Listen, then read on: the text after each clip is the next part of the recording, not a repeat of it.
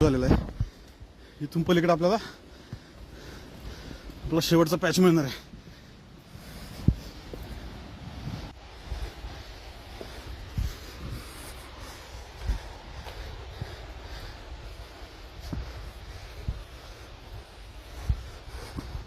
हाच तो स्पॉट, हाच ते ठिकाण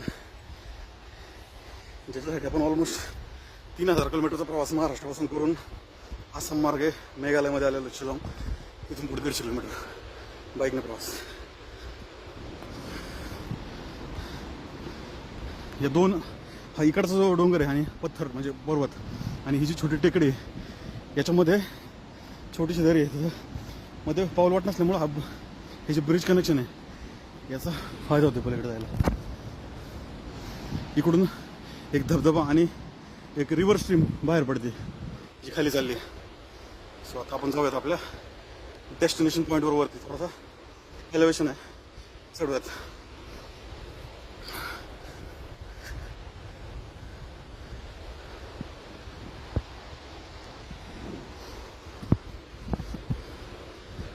एलिव्हेशन सुरू झालेलं आहे.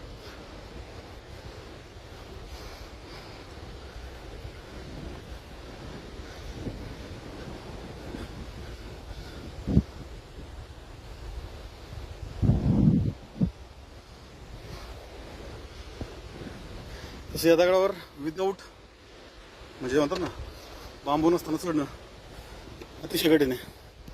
जुन्या काळी याच्याबद्दल जे आख्यायिका आहे त्यात नक्की काय ते कळेल, त्यावरून कळेल की आता टेकडीचं महत्त्व काय आहे.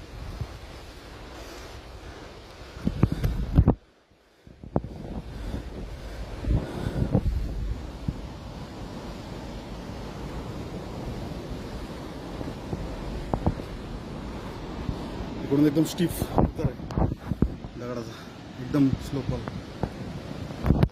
चालेल जाऊयात पुढे.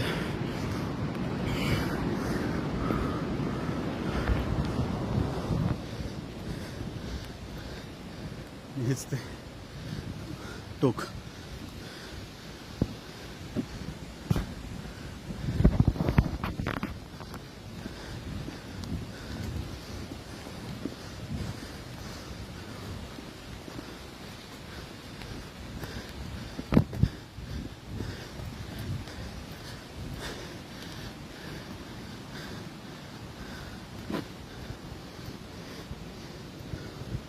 इथून आपण वरती चढणार आहोत.